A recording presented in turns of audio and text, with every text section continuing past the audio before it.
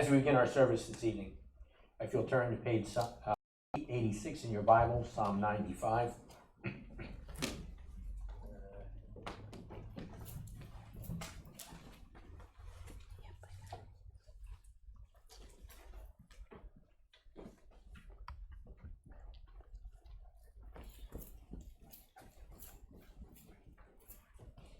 And this is something we will do responsively.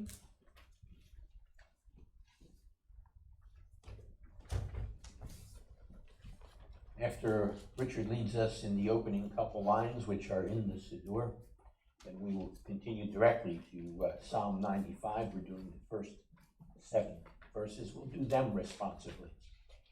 So,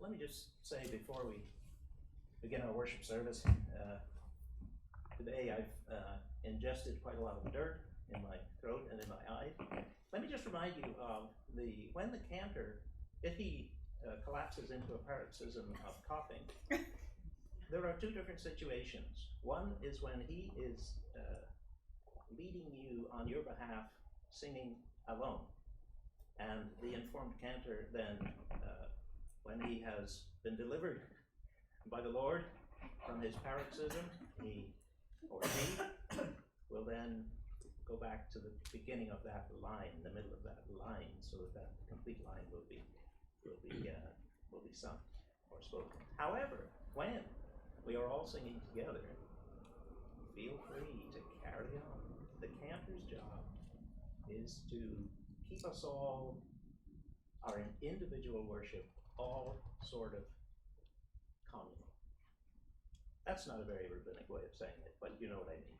So, normally the Ohr Chadash allows me to cough very little when I'm singing. I have no idea why. Well, I do, but I appreciate it. L'chu l'rananal Adonai, n'ariel tzur l'shenu, n'kadma panav b'todah, v'zmirot n'ariel lo. Come, let us sing to the Lord. Let us acclaim the rock of our salvation. Let us come before his face with thanksgiving, and to him with songs of joy. And you respond? Come, let's sing to Adonai. Let's shout for joy to the rock of our salvation. Let's come into his presence with thanksgiving. Let's shout for joy to him with songs of praise. For Adonai is a great God, a great king, greater than all gods. He holds the depths of the earth in his hands. The mountain peaks, too, belong to him. The sea is his. He made it, and his hands shaped the dry land. Come, let's bow down and worship. Let's kneel before Adonai, who made us. For he is our God, and we are the people in his pasture, the sheep in his care. And so we respond as we're encouraged to by that psalm with our immediate portions this evening, paragraphs 6 and 7, pages 76 to 79.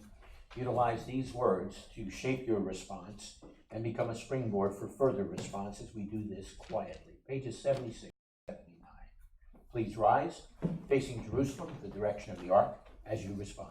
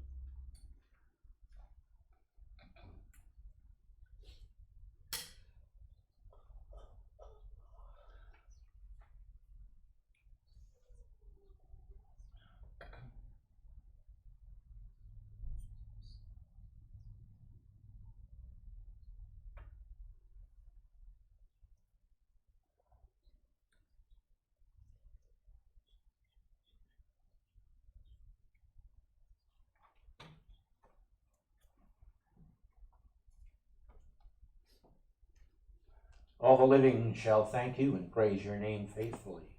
You are the God of salvation and deliverance. Baruch atah Adonai hatov shemcha ulcha lehodot. Blessed are you, O Lord. Your name is good, and to you it is pleasant to give thanks. Please be seated.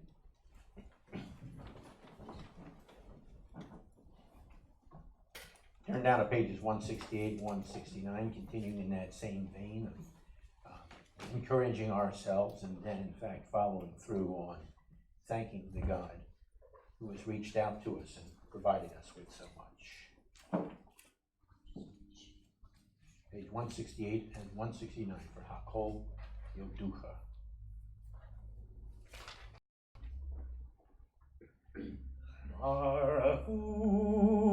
Baruch Adonai HaMorach, Baruch Adonai HaMorach Le'olam Hamoed.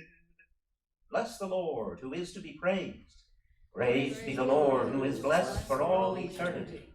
Blessed are you, O Lord our God, the King of the universe, who shapes light and crafts darkness, who makes peace and creates all things. And together, everyone will thank you, all will praise you, and everyone will declare, there is none holy like the Lord. All will honor you forever as creator of all things. O God, who every day opens the gates of the dawn and unshutters the windows of the heavens, you lead out the sun and the moon, giving light to the whole world and its inhabitants, whom you created out of compassion. In mercy you give light to the earth and to those who dwell there. In your goodness you renew each day the work of creation. O King, you alone were honored in ancient times, glorified and revered from eternity. O everlasting God, in your overflowing graciousness, have compassion on us. Lord of our strength, rock of our fortress, shield of our salvation, you are a stronghold for us. None can be compared to you, neither is there any similar to you. There is none else but you.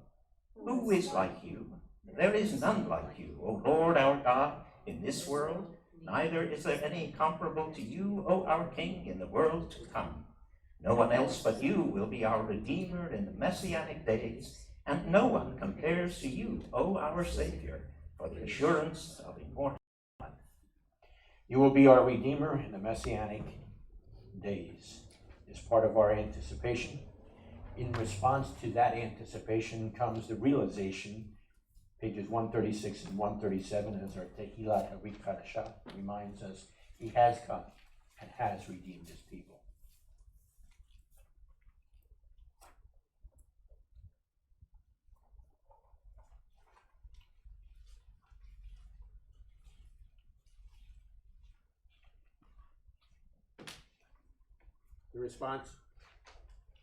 The response begins, Baruch Adonai Elohei Yisrael, ki pakad et amo, vayishlach lo padut, vayarem lanu keren Yeshua b'veit David avdo. And we respond together.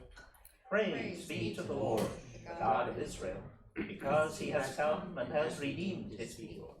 He has raised up a horn of salvation for us in the house of his servant David, as he said through his holy prophets of long ago.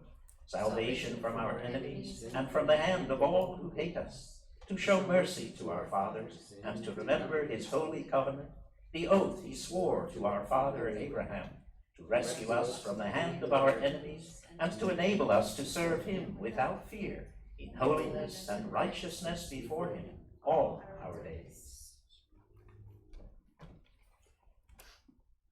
We have that reality that we've just expressed because God has, in fact,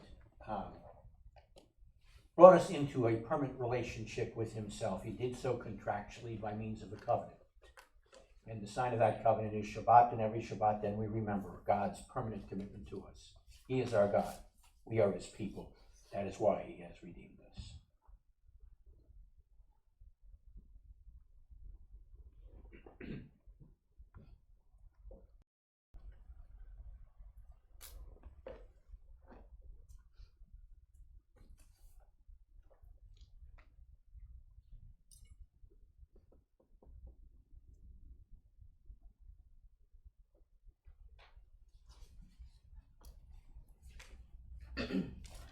Baruch atah Adonai Eloheinu melech haolam, asher kichanu b'mitzvotav, v'tzivanu lahadlik ner shel Shabbat. Blessed are you, O Lord our God, King of the universe, who has set us apart by your commandments and commanded us to light the candles for the Sabbath. Baruch atah Adonai Eloheinu melech haolam, asher kichanu b'mitzvotav, v'tzivanu lahayot ologoim, v'natan lanu Yeshu Meshikeinu haor la'olam.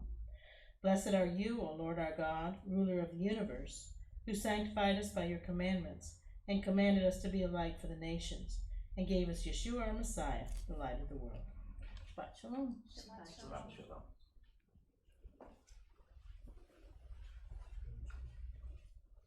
Standing behind that guarantee of a covenant relationship with us is the one who has, in fact, entered into our history, as the second part of the candlelighting blessings remind us. And now he is sitting in the place of ultimate authority in the heavenly realms, as the sages of old reminded us Messiah would. And so we respond as we, in effect, enter that throne room scene. We respond with Elohim Asher, pages 40 and 41.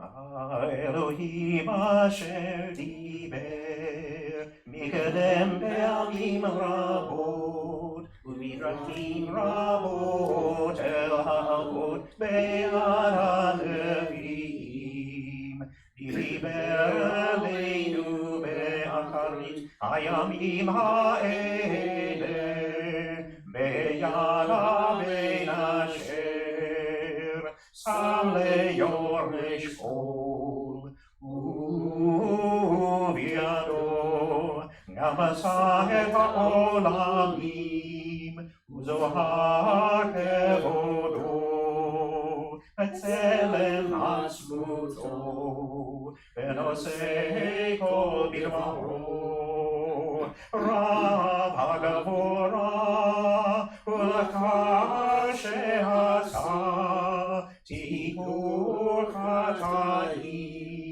Yashav Mimin, Agedulah. In the past, God spoke to our fathers through the prophets at many times in various ways. But now, in the end of days, he has spoken to us by the Messiah, his Son, whom he appointed the heir of all things, and through whom he made the universe. The Son is the full radiance of God's glory and the flawless manifestation of his reality.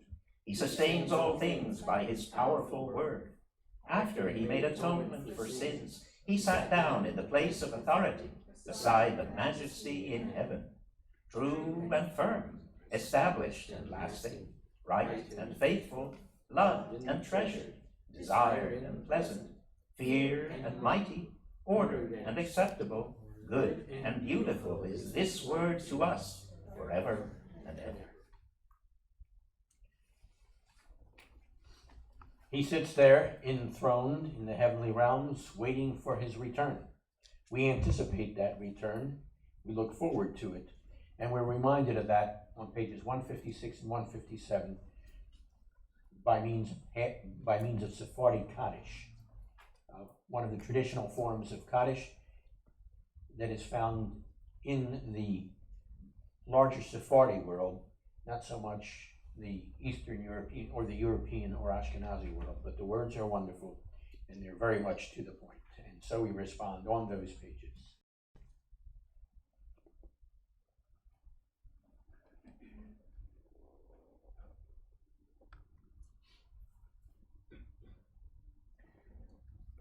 Yitgedal v'yitgadash shemei Rabban v'yam tidrachi rute v'yamlich malchute v'yatzmak urchene v'karev meshekeh v'kayek onu v'yomekon v'kayek ol beit Yisrael v'adalu v'zman karib v'imru omen yehesh merabba mavorach le'olam olom le'olmaya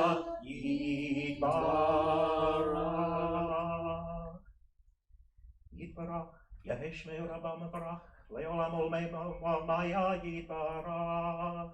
V'yishtat Ar V'yitramam V'yitnaseh. V'yitadar V'yitalevi Aval. Shmei D'Kudesh Berichu. La'elam in Kol Birchata V'shirata. Ushpatata V'nechemata. E'amiran Be'ama V'imru. Amen. Yavesh Lamarabam Shemaya V'chaim Tovim Aleinu Ve'al Kol Yisrael V'imru. Amen. Oseh Shalom Bimromav U'yaseh Shalom Aleinu Ve'al Kol Yisrael V'imru. Amen. Glorified and sanctified be his great name in the world, which is created according to his will. May he bring about the reign of his kingdom and cause his salvation to sprout and bring near his Messiah in your lifetime and in your days and in the life of all the house of Israel speedily, yes, soon, and say, Amen. May his great name be blessed forever and forever, eternally. Blessed and praised, glorified and exalted, extolled and honored, adored and lauded be the name of the Holy One. Blessed be he, who is high above, far above all blessings and hymns and praises and consolations which are spoken in the world, and say, Amen. May there be great peace from heaven and good life for us and for all Israel. Say, Amen. He who makes peace in the heavenly realms, may he make peace for us and for all Israel. And say, Amen. We respond now on pages 154 and 155. This is a traditional part of synagogue services, as it has been now for, 20 centuries. Interestingly enough, some of Jewish tradition tells us who this author is. And the author, we are told in those strands of Jewish tradition, is one whom we would call Shimon HaShliach, but whom history calls Peter the Apostle. And so it's even more appropriate for us, not just because of the nature of the content, but because of its origin as well, to respond on those pages. And again, we will do this response. I will lead you through the opening line of Hebrew, ask that you respond with the first paragraph of English, and then I in turn will respond to you, and I will ask you to join with me in the last two lines. Nishmat kol chai tevarech et shimcha Adonai Eloheinu, Ruach kol basar tepa'er utromim, zikrecha malkinu tamid. Can you respond? Every living thing shall bless your name, O Lord our God, and all flesh shall ever acclaim and exalt your fame, O our King. From everlasting to everlasting you are God, and beside you we have no king who redeems and saves, liberates and delivers, who supports and comforts in all times of trouble and distress. Yes, we have no king but you. You are the God of the first and of the last ages. You are the God of all creatures, the Lord of all generations, adored in countless praises, guiding your world with faithful love and your creatures with tender mercies. You, our Lord, neither slumber nor sleep. You wake the sleepers, you rouse the slumberers. You make the dumb to speak, you liberate the prisoners. You support the falling and raise up those who are bowed down. To you alone we give thanks, where our mouths full of songs as the sea, and our tongues full of praise as the many waves, and our lips full of thanks as the wide expanse of the skies, where our eyes shining with light like the sun and the moon, and our hands were spread forth like the wings of eagles, and feet were swift as the wild deer, we should still be unable to thank you and to praise your holy name, O Lord our God and God of our fathers, for 1,000 or 1/10,000 part of the bounties which you have bestowed on our fathers and on us. You redeemed us from Egypt, O Lord our God, and liberated us from the house of bondage. In famine you fed us, and in plenty you sustained us, and from severe disease you delivered us. Together, and for all these blessings, may your name be exalted, our King, forever and throughout all generations. You had responded, yes, we have no king but you. And at the end, we responded, you are our king forever. That summarizes our next response, the Shema, pages 34 to 39, as we rise yet again, facing Jerusalem. And we in fact respond to him as we say, you are my king. I will follow you fully and forever. Pages 34 to 39.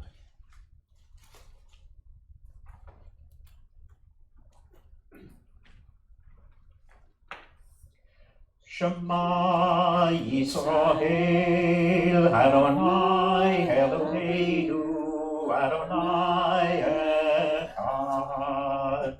Baruch Shem Kevod Malchuto Leolam Poed. Ve'ahavta et Adonai Elohecha b'kol לבבך ובכל נפשך ובכל מאודיך. והיו הדברים האלה אשר אלוהים ניצבת היום בלבביך ושיננתם לבניך ודיברת בם בשבתך בביתך ובלכתך בדרך ובקחתך ובקומך וקשרתם לאות על ידיך והיו לטודפות בעיניך וכתבתם על מזוזות ביתך ובשעריך. Hear, O Israel, the Lord is our God, the Lord alone. Blessed be he whose glorious kingdom is eternal. Love the Lord your God with all your heart, and with all your life, and with all your strength. These commandments that I give you today are to be on your hearts. Impress them on your children. Talk about them when you sit at home and when you walk along the road, when you lie down and when you get up. Tie them as reminders on your hands and bind them on your foreheads. Write them on the door frames of your houses and on your gates. On pages 88 and 89, Vayehi Ben Soa reminds us of a wonderful reality that we anticipate. The time that will come when what we just proclaim for ourselves or affirm for ourselves will be affirmed throughout the entire world. It's the time when from Zion will go forth the Torah and the word of the Lord out of Jerusalem. So please join us now on pages 88 and 89 for Vayehi Ben Soa. Vayehi. Slicha.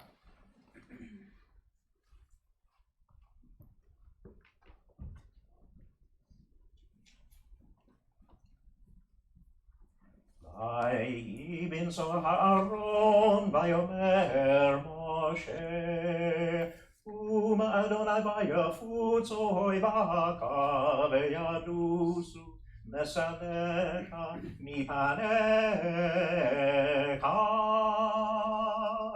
Ki mitzion tetzei Torah Ki mitzion tetzei Torah Udabar Adonai Yerushalayim Baruch Shenatan Torah Torah Baruch Shenatan Torah Torah Le'amo Yisrael B'kedushato. And it came to pass, whenever the ark went forward, Moses would say, Arise, O Lord, and let your enemies be scattered. May those who hate you flee from before you. For from Zion shall go forth the Torah, and the word of the Lord out of Jerusalem. Blessed be he who in holiness gave the Torah to his people Israel. And now as people Israel and those who joined together with us will respond to this gift that he has given to us. A tremendous it is. The response is page 133. This week we will not do the insert because, as you can see, one whole section of the auditorium is invisible. And so we want to whom to bring the Torah. We could circle 3 times. Wrong book. The ark now unveils its treasure. To our eyes and minds and hearts. Inside, the scroll of Torah stands. It stands there with all its richness. As we listen, voices speak, voices of our ancestors. Isaac and Jacob, Joseph and Moses. O God, they bring us your instructions for us. Rebecca, Rachel, and Leah and Miriam speak to us as well. O God, they move us to respond to your promises to us. We are grateful for your words, the words of Torah. Hear, O Israel, the Lord calls. We will hear your words that we may learn them, love them, and live them. What does the Lord require of you?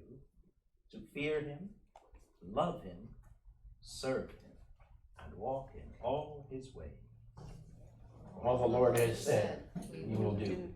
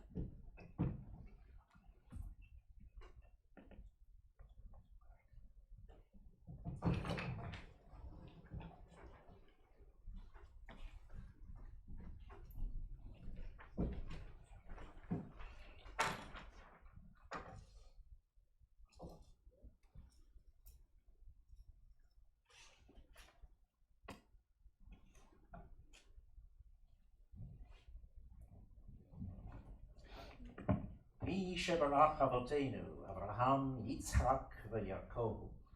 He who blessed our fathers, Abraham, Isaac, and Jacob. May he bless Rabbi John. May he bless Celia. May he bless Connie. And may he bless Jenny, who have come up to honor God and the Torah. May the Holy One bless him and them and their families, and send blessing and prosperity on all the work of their hands. Baruch et Adonai hamavorach, Baruch Adonai hamarach leolam haoed, Baruch atah Adonai Eloheinu melech haolam, asher bachar banu mikol ha'amim, v'natan lanu et Torato. Baruch atah Adonai noten haTorah.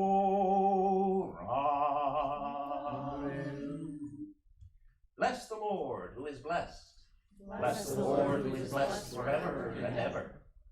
Blessed are you, Lord our God, ruler of the universe, who chose us from all peoples and gave us the Torah. Blessed are you, Lord, giver of the Torah.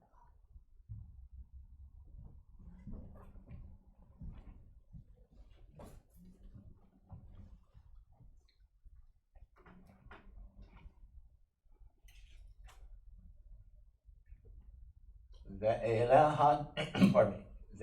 Lehat Toldot Yitzhak ben Avraham. Avraham holid et Yitzhak. Vayehi Yitzhak ben Arba'im Shana bekachto et Rivka. Bat Betuel ha'arami mepadan Aram. Achot Lavan ha'arami lo leisha. You may be seated.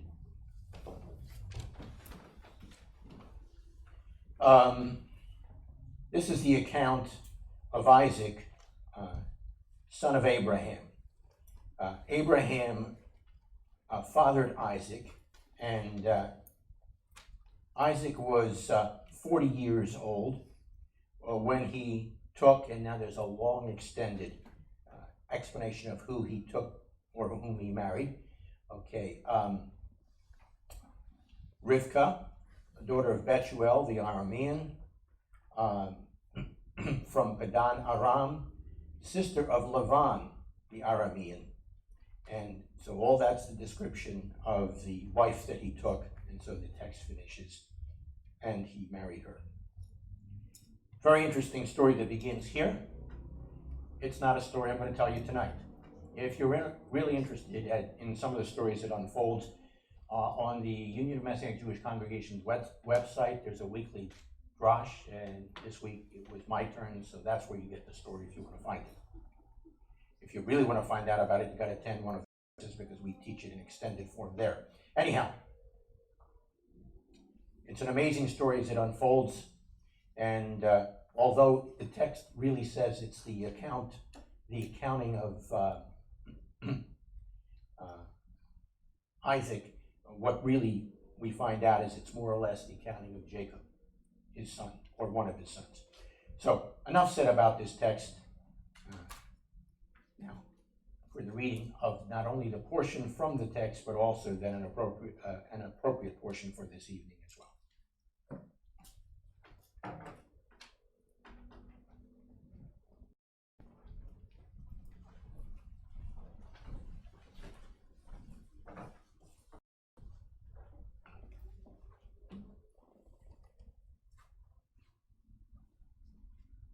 Reading from Genesis 25.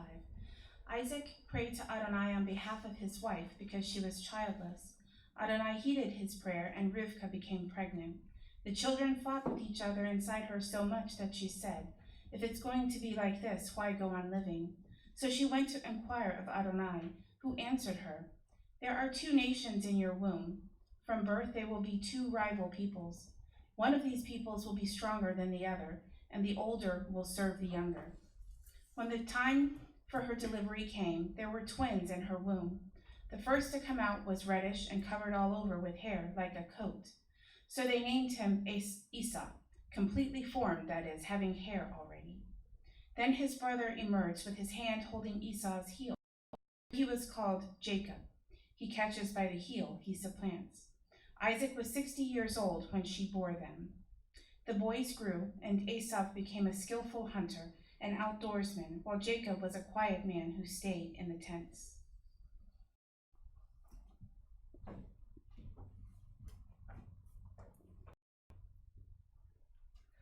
Baruch atah Adonai Eloheinu melech haolam, asher natan lanu Torat emet, v'chayayu olam b'tocheinu.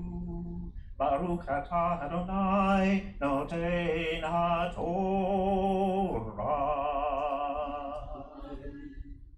Blessed are you, Lord our God, ruler of the universe, who gave us the Torah of truth, life everlasting planted in our midst.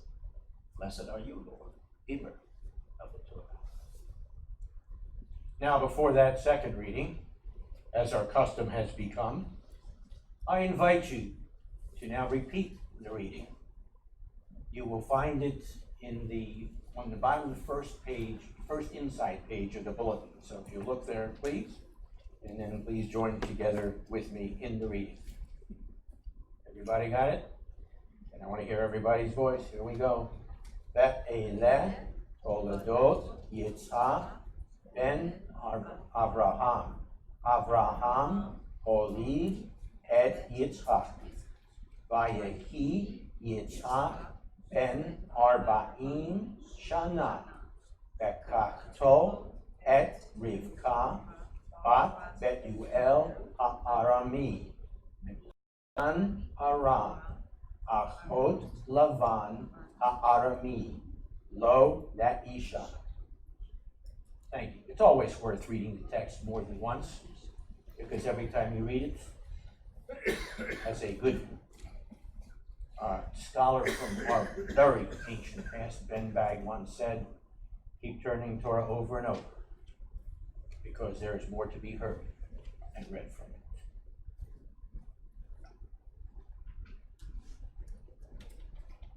Reading from 1 Chronicles 16.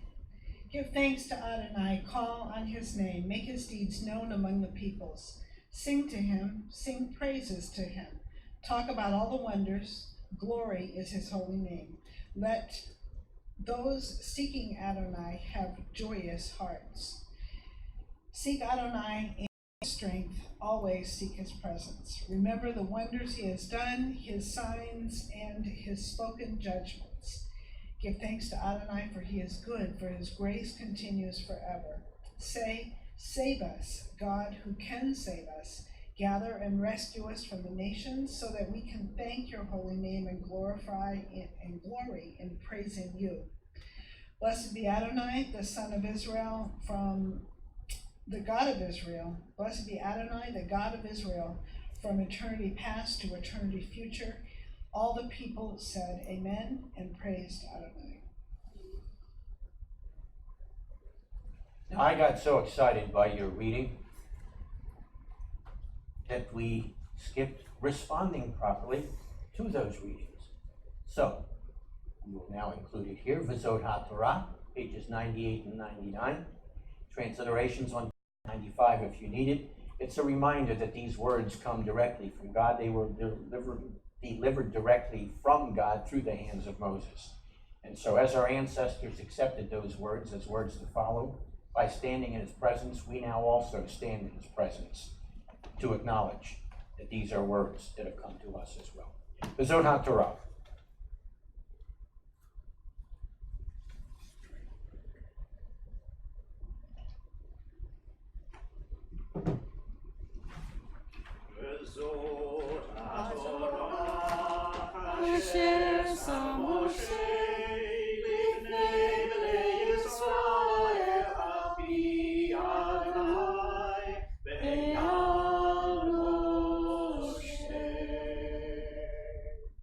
This is the Torah that Moses placed before the children of Israel. It is in accord with the Lord's command by the hand of Moses.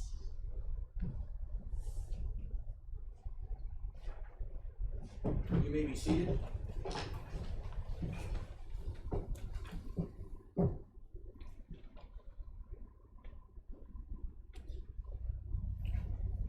We've acknowledged that these words have come from God. Because they have come from God, they're words, in fact, that will transform our lives. And so we respond with the expectation. Renew our days as of old. Etz Chaim is that response. It's found on pages 96 and 97. Etz Chaim hi lama chazikim ba beton kei ha-mehushar erachei ha-darkei noam bechol netimotei ha-shalom Hashivenu Adonai Elecha Ve'nashuva Kadesh Yameinu Kekedem Hashivenu Adonai Elecha Ve'nashuva Kadesh Yameinu Kekedem. A tree of life it is to those who take hold of it, and happy are those who support it. Its ways are ways of pleasantness, and all its paths are peace. Turn us, Lord, to you, and let us return. Renew our days as of old.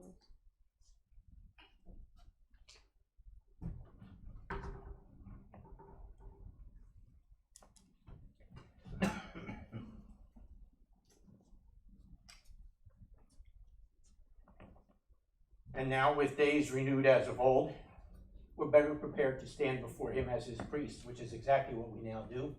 And we respond with the words of Uvnucho, Yomar, pages 98 and 99. Uvnucho Yomar, Shuba, Adonai Ribavot Alfei Yisroel.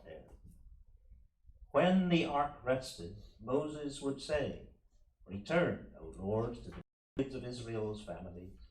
Arise, O Lord, to your resting place, you and your mighty ark. Clothe your priests with righteousness. May those who have experienced your faithful love shout for joy.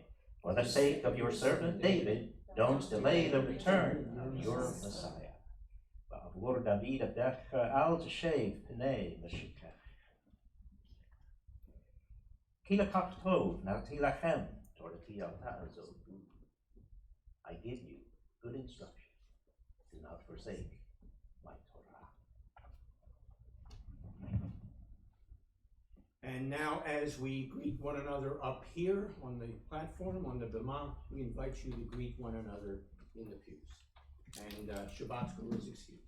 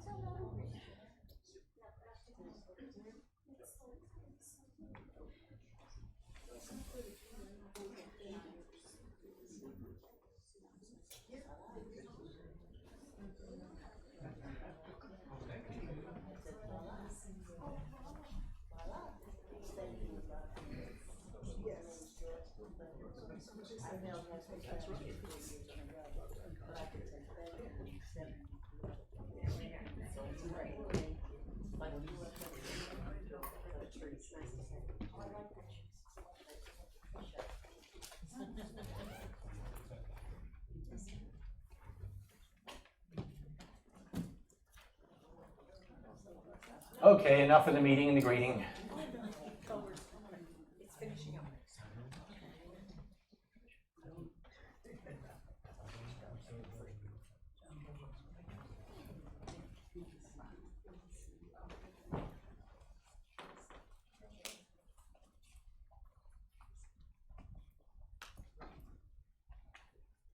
Well, it's finally official.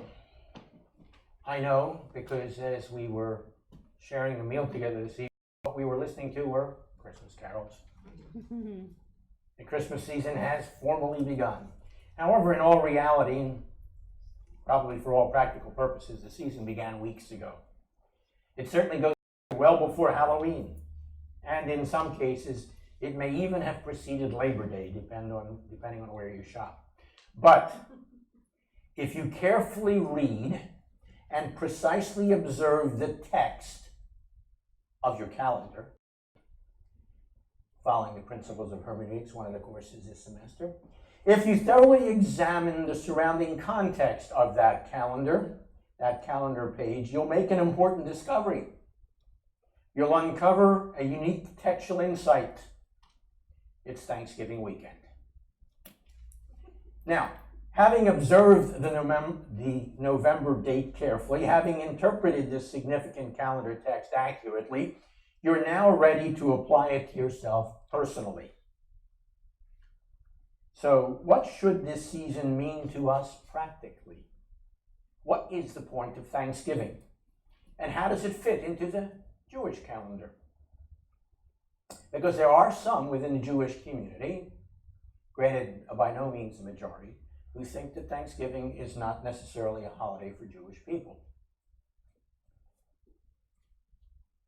Well, as it turns out, there are a number of reasons for this season. If I might put it into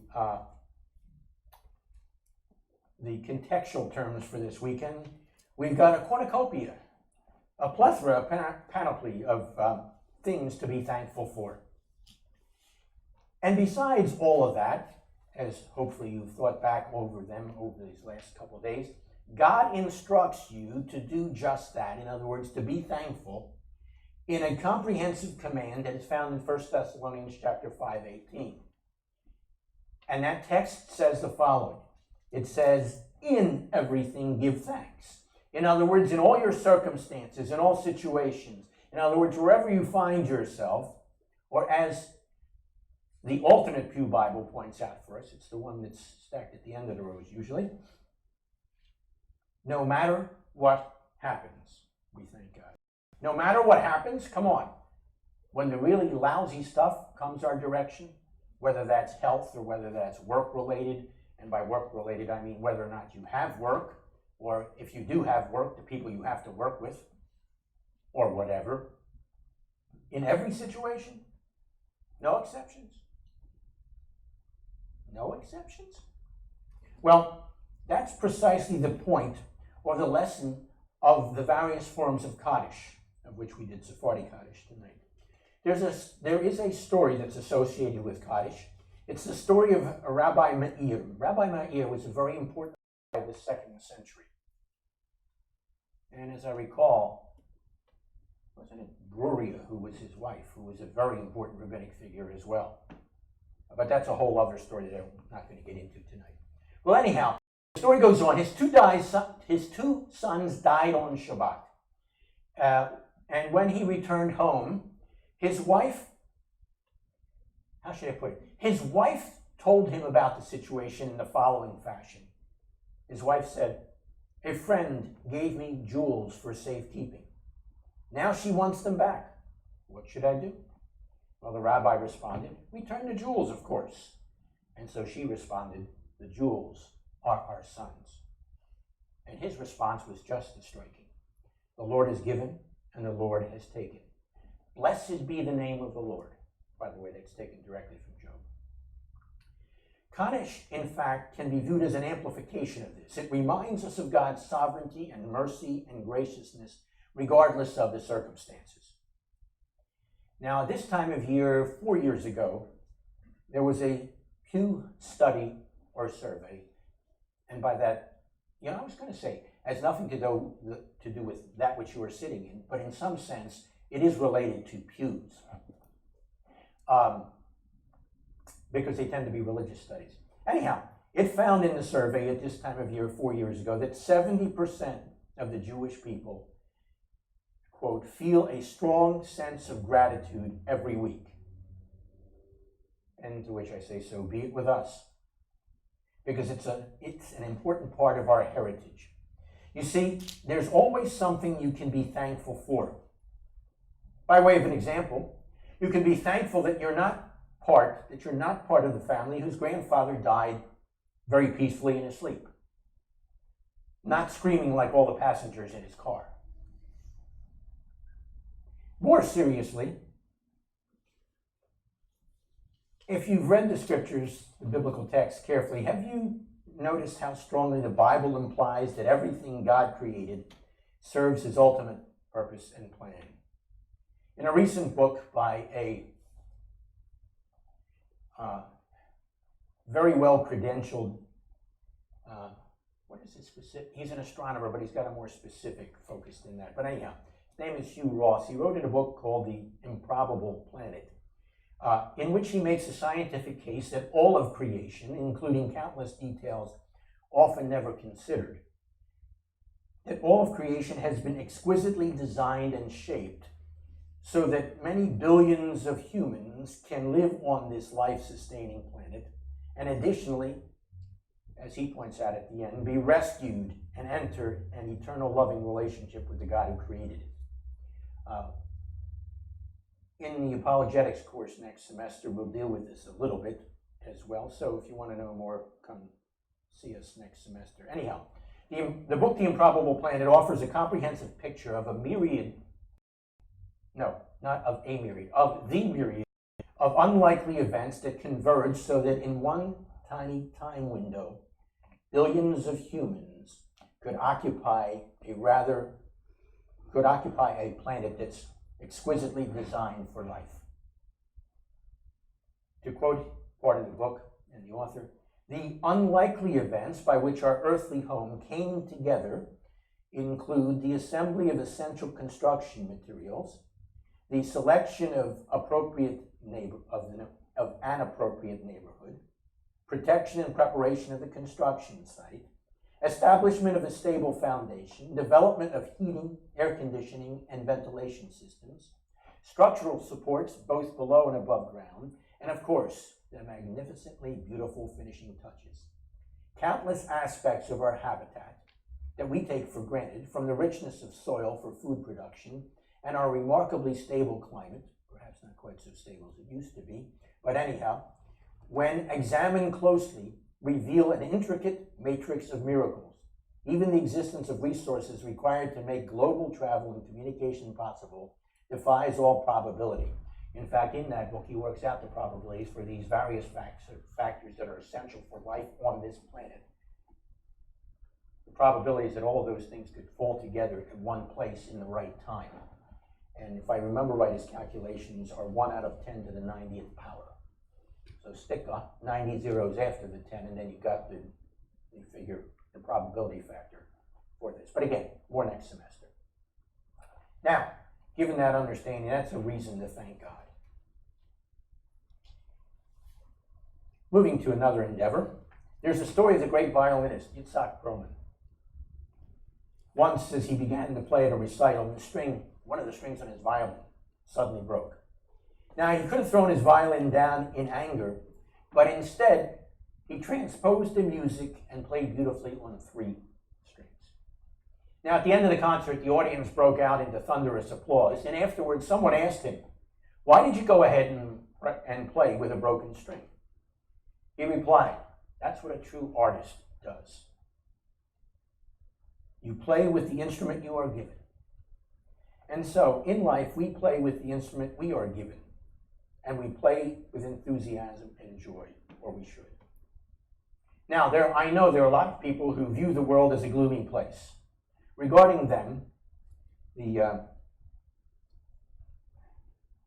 guess you'd call him a commentator, Jewish commentator, Dennis Prager, and again, I will say, as I've said before, with this man, I have a lot to disagree with. But there are some very important things and points he makes, and this is one of those. He speaks of what's called the broken tile syndrome. This is how it works. There's a person lying in bed who's looking at the tile. Don't look at the tile. Some of those are not so good to look at. And of course, because I said that, most of you look at the tiles, right? A person is lying in bed looking at the tiles in his ceiling. Now, 99 of them are aligned perfectly, but there is one tile that's broken. However, this person keeps staring at the broken tile and so is unable to get it out of his or her mind and move on and enjoy the 99 others. Some people just see the negative. And we all meet a lot of negative people. Often they are people dealing with unmet expectations, or with all kinds of frustrations or sadness that come from ill health or inadequate wealth, or pick any one of a number of things. And often with all kinds of losses as well. And yet, how often does their negativity further contribute to their feeling of loss? As it turns out, there's a mitzvah, there's a guided behavior in Judaism that says we are to look for joy in everything we do. We're to look for joy in everything we do. That's why the rabbi wrote what he wrote in 1 Thessalonians 5, which I quoted, or which I worked through very briefly with you. He also said, in writing the letter to the synagogues in Philippi, he said, "Rejoice."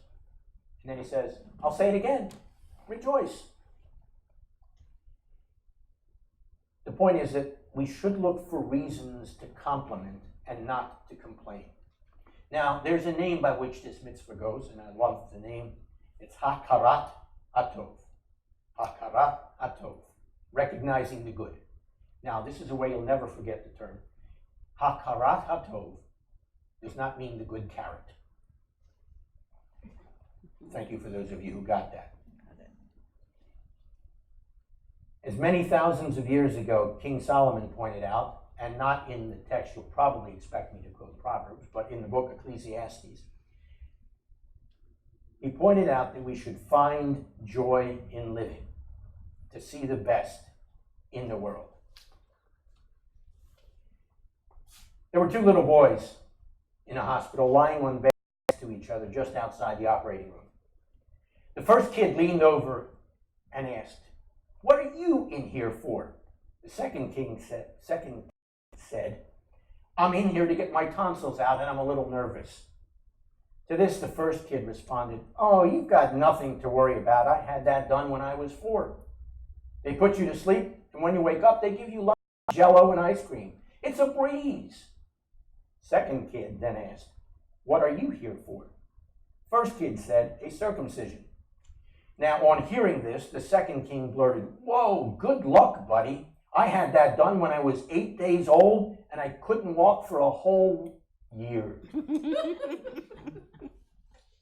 Well, that's one way of seeing the best, recognizing the good.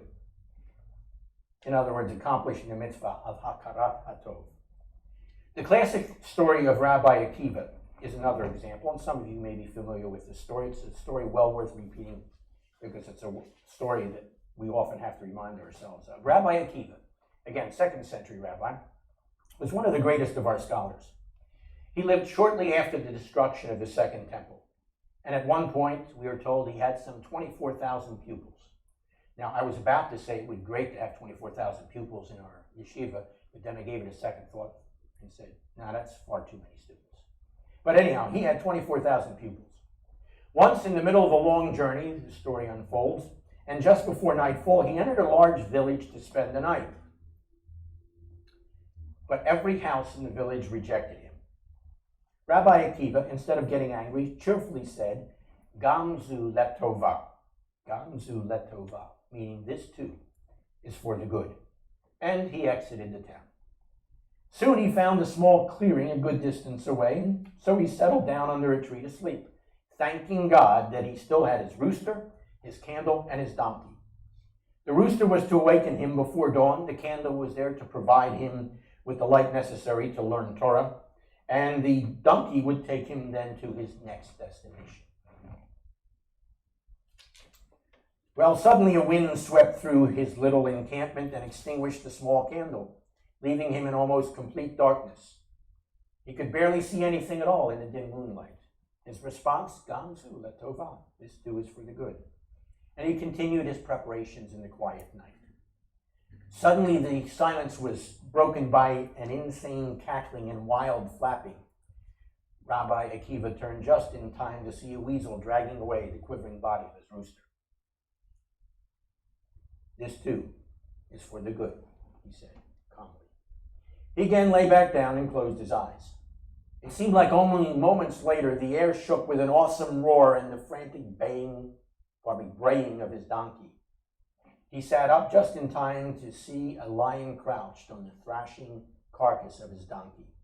Now, instead of being filled with fear and gloom, Rabbi Akiva confidently repeated, "Gamzu letova," this too is for the good. So he closed his eyes and again went to sleep. The next morning he woke to the smell of smoke. He sat up and looked out in the direction of the town. It was totally in flames. That night, a large band of robbers had raided the place, killed most of the men, took away everyone else as slaves, and burned the entire city to the ground. "Aha," the rabbi said to himself. "If I had been in town, or if the candle had been lit, or the rooster had crowed, or the donkey had brayed, I would have been discovered, and certainly would not be here now." Gamzu letova. That's an important part of the reality of hakarat hatov. But by the way, we do need to remind ourselves we don't always get to see the end result of the story, as Rabbi Akiva did. But let me suggest something about hakarat hatov, recognizing the good. It's more than just gratitude. It means recognizing the divine image in every person. We call that tselem, Elohim. So bestowing kindness on another person then becomes a godly act. The more distant the relationship between the giver and the receiver, the rabbi will tell us, the more godly the act is. Furthermore, based on that understanding, the kindness that God shows us is therefore the ultimate unselfish kindness. So the one who imitates it is the most godlike.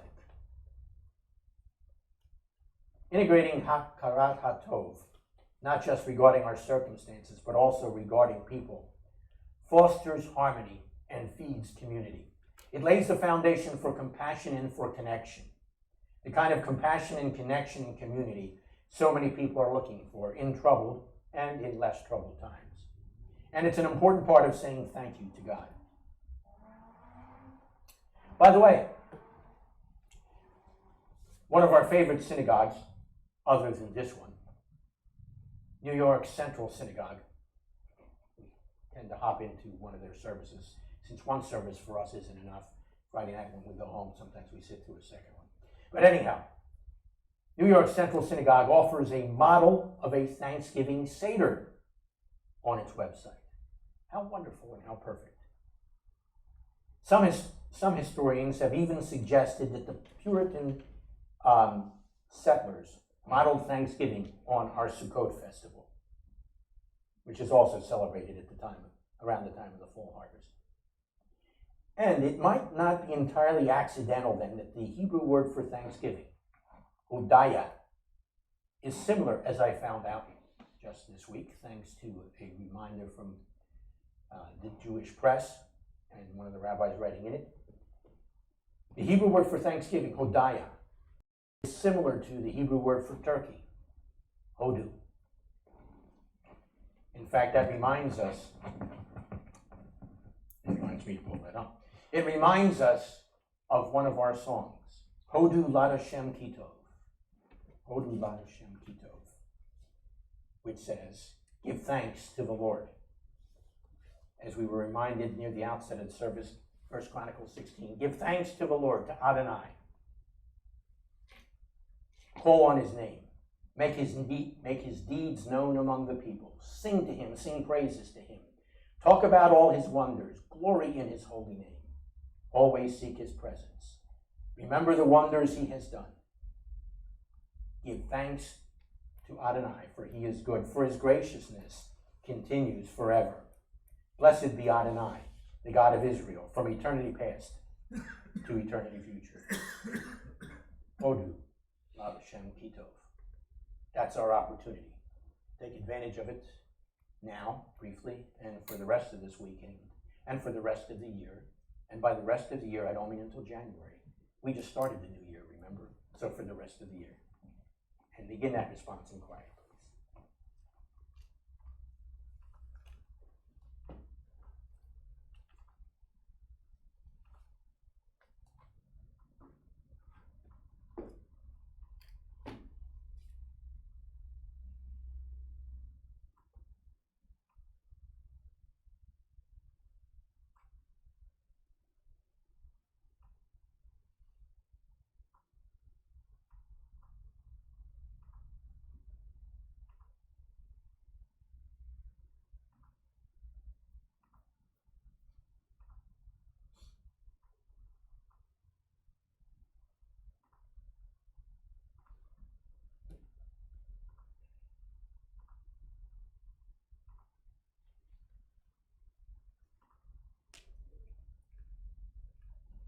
Our response continues with something else we can be grateful for, something we anticipate.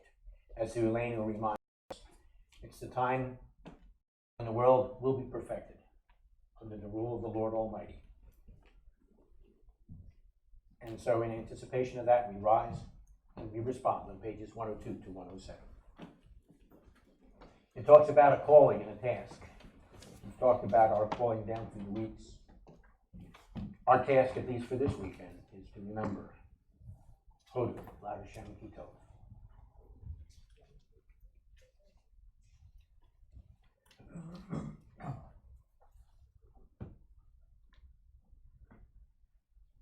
Alinu Shabbat Ladon Hakol, Late Gedula Yotzer Bereshit, Shelo Asanu Kavaya Arahatso, Velo Samanu Kinishpakot Adama, Shelo Sam Kelkenu Kahem, Vedor Aleinu Kekal Hamonam. Ve'anachnu korim u'mesachavim u'modim lifnei melech malkei hamlakim hakadosh baruch hu shehu notei shamayim ve'yosed haaretz u'moshav karov b'shamayim mima'al u'shkinatu zo begafei meromim Hu Eloheinu Enod Emet Malkeinu Hefesulato Kakatu Katorato Veyadata Hayom Vahashevota El Levavecha Ki Adonai Hu Ha-Elohim Bashamayim Ima'ah Ve'al Haaretz Mitachat Enod. It is incumbent upon us to praise the Master of all, to exalt the Creator of the world, for he has made us distinct from the nations and unique among the families of the earth. Our destiny is not like theirs. Our calling is our task. We bow down and acknowledge before the King of Kings that there is none like him, for he stretched forth the heavens like a tent and established the earth. Truly, there is none like our Lord and King. As the Torah says, you shall know this day and reflect in your heart that it is the Lord who is God in the heavens above and on the earth beneath. There is none else. We hope, O Lord our God, to soon behold your majestic glory, when all abominations shall be removed and all false gods shall be at an end. Then shall the world be perfected under the rule of the Lord Almighty, and all mankind shall call upon your name. For to you every knee must bow, and every tongue declare that you are God. Reign over us soon and forever. May the kingdom of David's greater Son be established forever. For then shall the words be fulfilled. The Lord shall be king forever, and the Lord shall be king over all the earth. On that day the Lord shall be one, and his name one. V'ne'emar v'haya Adonai l'melech al kol haaretz bayom hahu yihye Adonai echad u'shamo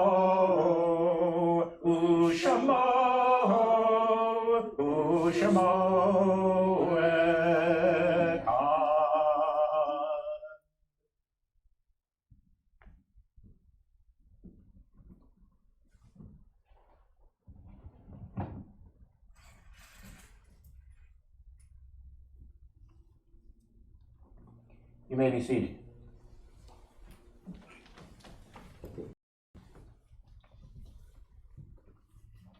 And the trees comes now as we conclude our service in the traditional manner.